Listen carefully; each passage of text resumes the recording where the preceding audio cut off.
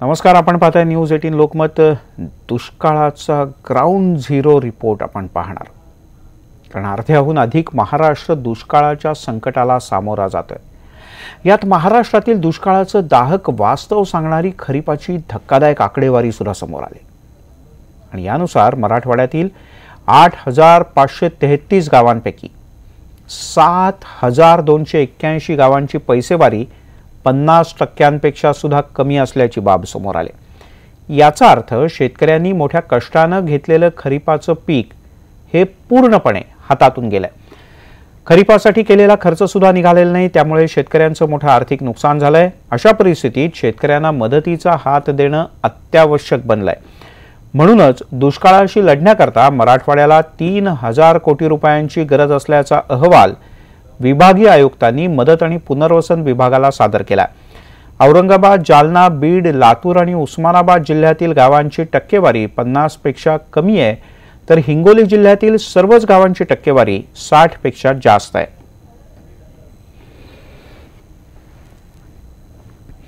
दरम्यान शासनाच्या मदतीबद्दल उस्मानाबादच्या शेतकऱ्यांना काय वाटतं, काय अपेक्षा आहेत, ते आम्ही थेट शेतकऱ्यांच्या शेताच्या बांधावर जाऊन शेतकऱ्यांशी संवाद साधला. मराठवाड्यात यंदाही दुष्काळाची दाहकता दिवसेंदिवस तीव्र होत चालली आहे. दुष्काळ पडलेला आहे, शासनाकडून महागत दुष्काळ जाहीर झालेला आहे. या दुष्काळाच्या अनुषंगानेच मराठवाड्यातील 8,533 गावापैकी 7,231 गावांना शासनानं मराठवाड्याच्या आयुक्तांनी एक अंदाजपत्रक 3,000 कोटीची जवळपास मदतीची गरज असल्याची मागणी दुष्काळासाठी केलेली आहे शासनाकडे. ही मागणी पुरेशी आहे का, काय या मागणीत हे आहे, यासंबंधी आपल्या सगळं या परिसरातील शेतकरी आहेत. आपण त्यांच्याशी चर्चा करणार आहोत की नेमके शासनाने ज्यात ही आपल्या आयुक्तांनी जी मागणी केली आहे ती मागणी कितपत योग्य. बाबा, दुष्काळ पडला आहे, काय एकूण परिस्थिती, काय सांगाल सगळं?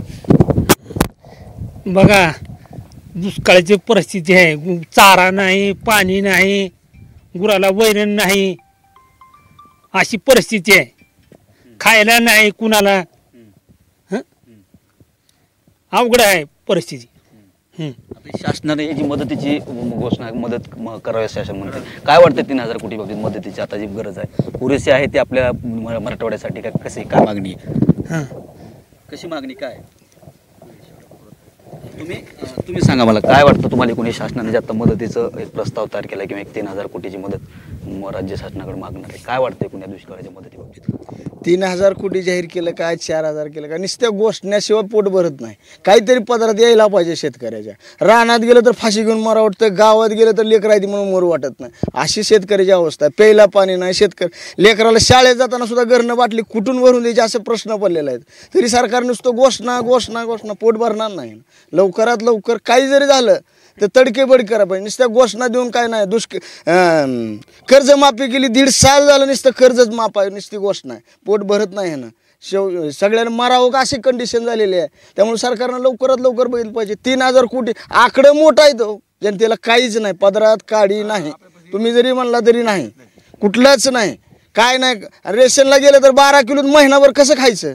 4 लेकरं आहेत, 2 नवरा बायको, काय खाणार? काय नुसतं घोषणा देऊन काय उपयोग आहे? रेशनला तांदूळ येतो डुकराचा, तसलं बी खातो, ती बी टायमिंग नाही.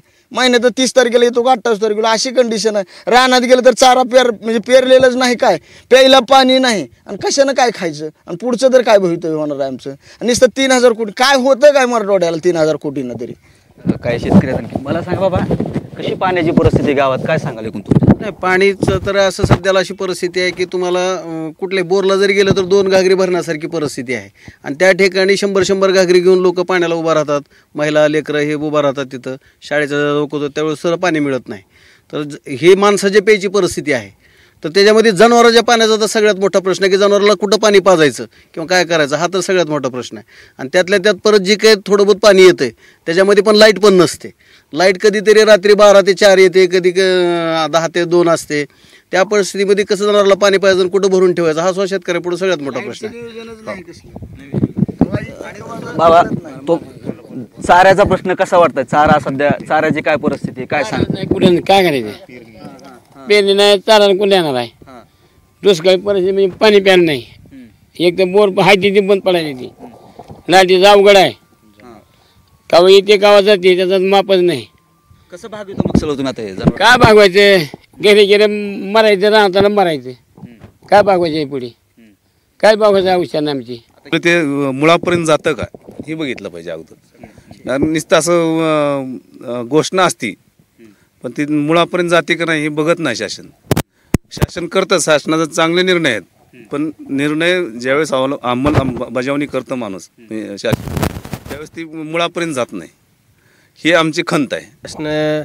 शासन धोरण बरोबर आहे पण ते आपल्या पस्तोर पोचत बी नाही.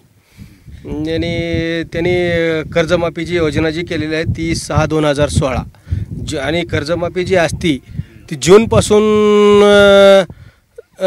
त्याच्या जूनपासूनच चालू केलेली असती. तर 2016 असा शेतकरी किती होतेत बँकेमध्ये गेलेत तर लय झालं 10-12 शेतकरी होतेत 31 जून 2016 तर त्यांनी 17 ठेवायला पाहिजे.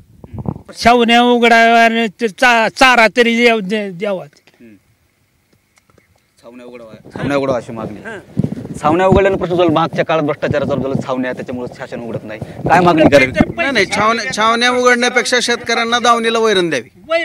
पाण्याच्या आणि वैरणीचा जो गंभीर प्रश्न आहे तो ते शासनाने छावण्या उघडण्यापेक्षा सुद्धा शेतकऱ्याच्या बांधावर द्यावा. जिथं त्यांच्या कोट्यावर 4 जनावर 2 जनावर तिथले तिथं वैरण द्यावी, पाणी द्यावं.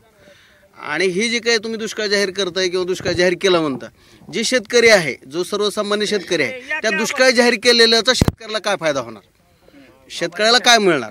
तुम्ही आता समजा रोजगार हमीची कामं चालू कराल, समजा दुष्काळ जाहीर केला, रोजगार हमीची काम चालू कराल, मग रोजगार हमीच्या कामावरती शेतकरी जाणार का?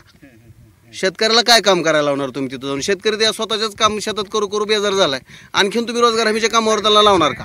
नेमकं काय करणार? म्हणजे दुष्काळ जाहीर करतो, 3000 कोटी देतो, मध्ये मुख्यमंत्री येऊन गेल्यानंतर दोन महिने झाले त्यांना येऊन, त्यांनी हे आश्वासन दिलं, ते दिलं, त्याच्यानंतरही काय झालं नाही. आणि दुसरा एक शेतकऱ्यांचा मूळ प्रश्न असा आहे की लोहारा आणि उस्मानाबाद तालुक्याला जे काही विमा भरलेला होता शेतकऱ्यांनी, जे हक्काचे पैसे मिळायला पाहिजे होते ते पैसे शेतकऱ्याला मिळालेले नाहीत.